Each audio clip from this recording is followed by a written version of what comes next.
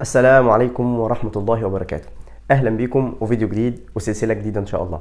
هحاول في السلسلة دي كده بكل بساطة إن أنا هقدم لك معلومة يا إما تفيدك في صحتك بشكل عام يا إما تفيدك في صحة أسنانك بشكل خاص. أول فيديو معانا النهاردة هو هل التسوس يزال بغسيل الأسنان؟ بمعنى هل أنا لو طلع لي تسوس في أسناني لو غسلته واهتميت شوية بأسناني هل ده يزيل التسوس اللي حصل ده ولا ملوش لازمة الغسيل في الوقت ده؟ تعالى لما اقول لك ان شاء الله.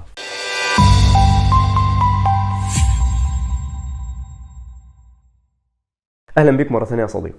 قبل ما اكلمك اصلا عن التسوس وعلاقته بغسيل الاسنان او غسيل الاسنان وعلاقته بالتسوس، تعالى الاول اقول لك ازاي تعرف ان انت عندك تسوس في اسنانك.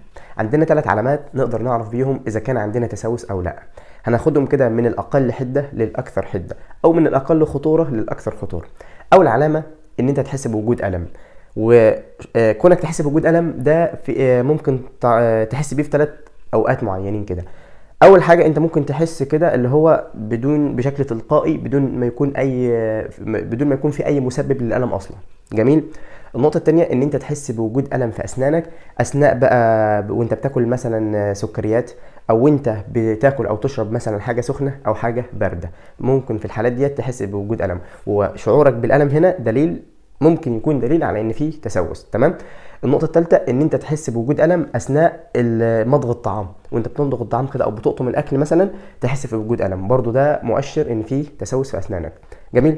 دي النقطه الاولى. النقطه الثانيه ان انت تبص كده مثلا على اسنانك تلاقي فيه مثلا بقع بنيه او بقع سوداء في اي سطح من اسطح الاسنان بتاعتك، سواء بقى من قدام سواء من ورا سواء من فوق، اي مكان تلاقي اي بقعه من ديت اعرف ان ده ممكن تكون عبارة عن بقعة سطحية بس لسه ما عملتش تسوس، ولكن للأسف هتدخل في مرحلة التسوس فيما بعد، وممكن أصلا تكون هي أصلا عبارة عن تسوس في حد ذاتها. جميل جميل جدا. النقطة الثالثة وهي الأكثر خطورة على الإطلاق إن أنت تبدأ تلاقي فيه حفرة في السنة بتاعتك، أو إن أنت تلاقي بدأت السنة بتاعتك يبقى فيها زي مثلا كسر كده بسيط مثلا، وبدأ الأكل يتجمع فيه وبدأ يحصل فيه تجمعات للأكل وهكذا وأنت بتاكل أي حاجة معينة. تمام. كده خدنا علامات إن أنت التسوس. طيب للأسف دلوقتي كده لا قدر الله أنا اكتشفت إن أنا عندي تسوس في أسناني، إيه الحل؟ وهل غسيل الأسنان في الوقت ده مفيد ولا ملوش أهمية؟ تعال ما أقول لك. اول ما تكتشف اصلا ان انت عندك تسوس يبقى لازم في اقرب وقت تروح للدكتور. لازم تروح للدكتور يشيل لك التسوس ده ويحط مكانه حشوه عاديه لو كان التسوس لسه في البدايات والدنيا سهله، او لا قدر الله لو الامر كان متطور شويه ممكن نلجا لحشو العصب. جميل جميل. طيب هل بقى النقطه الاهم بتاعتنا النهارده يا عم حسام، هل هنا غسيل الاسنان مهم؟ بص، قطعا مهم. ويعني هو غسيل الاسنان يعني للاسف مش هيحوش التسوس. يعني مع كامل الاسف كوني اغسل اسناني لما اكتشف ان انا عندي تسوس ده مش هيحوش التسوس، ولكن مهم جدا في ان انا اغسل اسناني لو اكتشفت ان انا عندي تسوس اصلا. والاكثر اهميه طبعا ان انا ابدا اهتم باسناني لو ما عنديش تسوس اصلا علشان ما يحصليش. تمام. يعني الوقايه خير من العلاج، الوقايه خير من العلاج. طب انا دلوقتي اكتشفت ان عندي تسوس، اغسل ولا ما اغسلش؟ لازم تغسل، لازم تغسل. طب ليه؟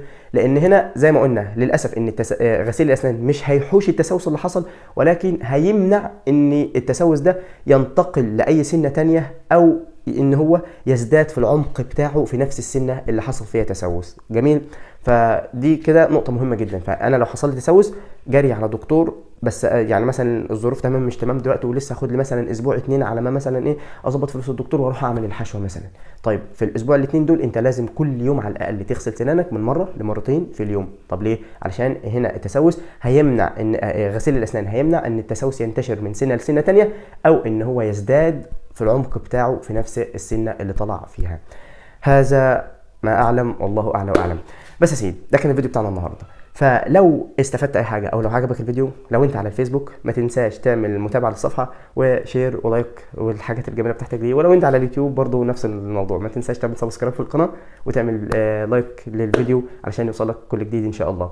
بس ولو انت عندك اي سؤال في اي نقطه ان شاء الله اكتبه في الكومنتات وانا ان شاء الله هشوفه وهجاوب عليه لو عندي المعلومه، ولو ما عنديش المعلومه هسال حد عنده المعلومه واجيب منه المعلومه واقدمها لك برضو ان شاء الله. بس يا صديقي، وان شاء الله اشوفك في فيديوهات تانية جايه ان كان في العمر بقيه، والسلام عليكم ورحمه الله وبركاته.